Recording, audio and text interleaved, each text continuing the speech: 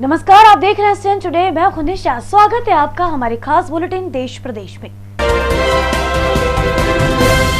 जोधपुर नगर निगम में महिला सफाई कर्मचारियों का किस तरह शोषण हो रहा है, उसकी बानगी सोमवार को सामने आई।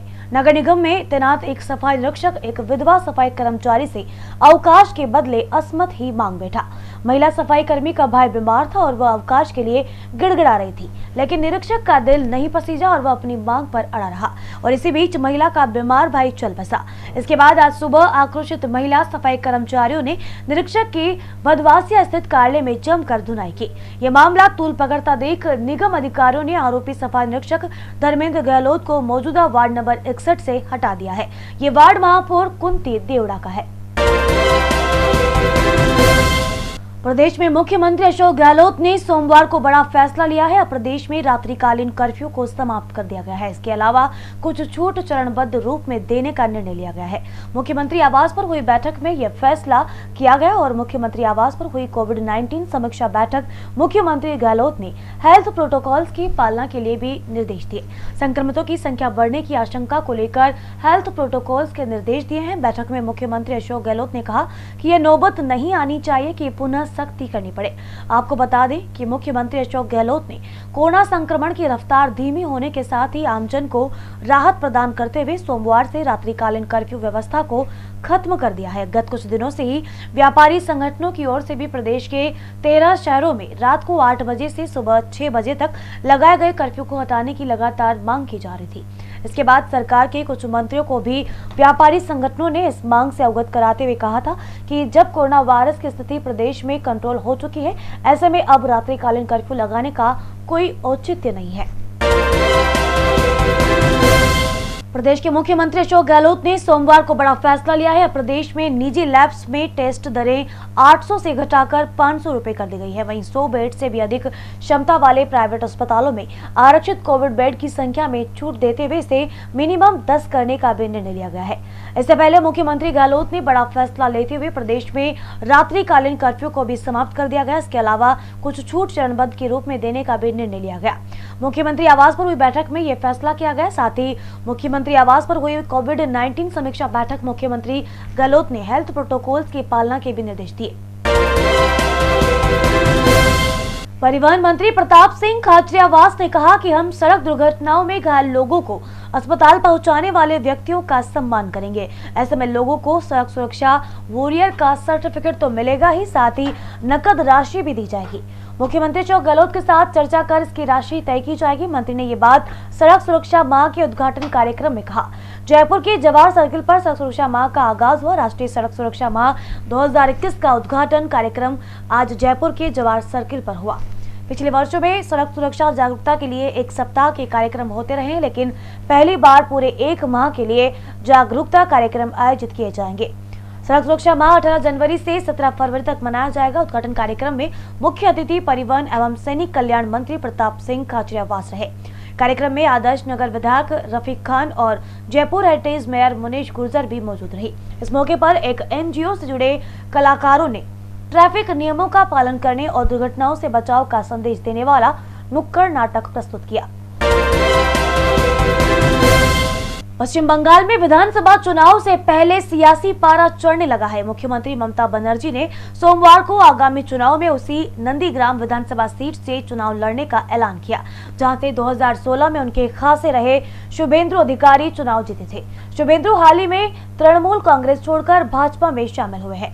पूर्वी मिदनापुर स्थित नंदीग्राम को शुभेंदु का गढ़ माना जाता है। यहाँ रैली के दौरान ममता ने कहा कि किसी के पाला बदलने से कोई फर्क नहीं पड़ता। जब टीएमसी का गठन हुआ था तब इनमें से कोई भी पार्टी के साथ नहीं था। अगर संभव हुआ तो मैं नंदीग्राम और भवानीपुर दोनों जगहों से चुनाव लड़ूंगी। 19 दिसंबर को शुभेंदु के साथ सांसद सुनील मंडल, पूर्व सांसद दशरथ तिर्की और 10 विधायकों ने भी भाजपा ज्वाइन की थी, जिनमें से 5 विधायक टीएमसी के ही थे। इससे पहले तापसी मंडल, अशोक डिंडा, सुदीप मुखर्जी, सैकत पांचा, शिलभद्र दत्ता, दीपाली विश्वास, शुक्र मुंडा, शापदा मुखर्जी, विश्वजीत कुंडू और बंशी मैती ने पिछले महीने भाजपा ज्वाइन की थी। सुप्रीम कोर्ट में किसानों के 26 जनवरी को दिल्ली आने के मामले पर सुनवाई टल गई। अब इस मामले पर सुनवाई 20 जनवरी को होगी।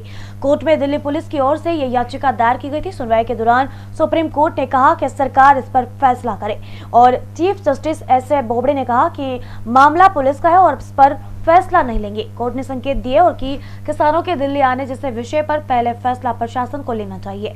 ट्रैक्टर रैली को लेकर सुप्रीम कोर्ट का कहना है कि रामलीला मैदान में प्रदर्शन की इजाजत पर पुलिस को फैसला करना है। साथ ही अदालत ने कहा कि शहर में कितने लोग कैसे आएंगे ये पुलिस ही तय करेगी।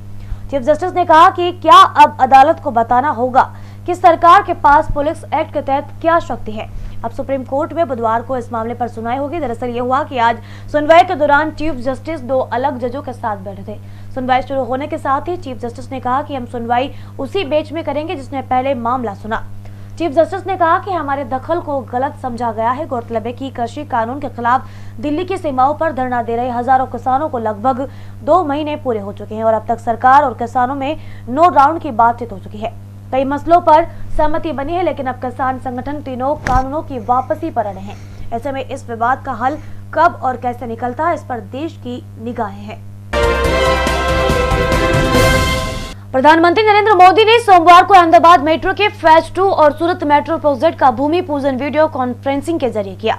मोदी ने कहा कि इन प्रोजेक्ट से देश के 2 बड़े कारोबारी केंद्रों की कनेक्टिविटी और मजबूत होगी।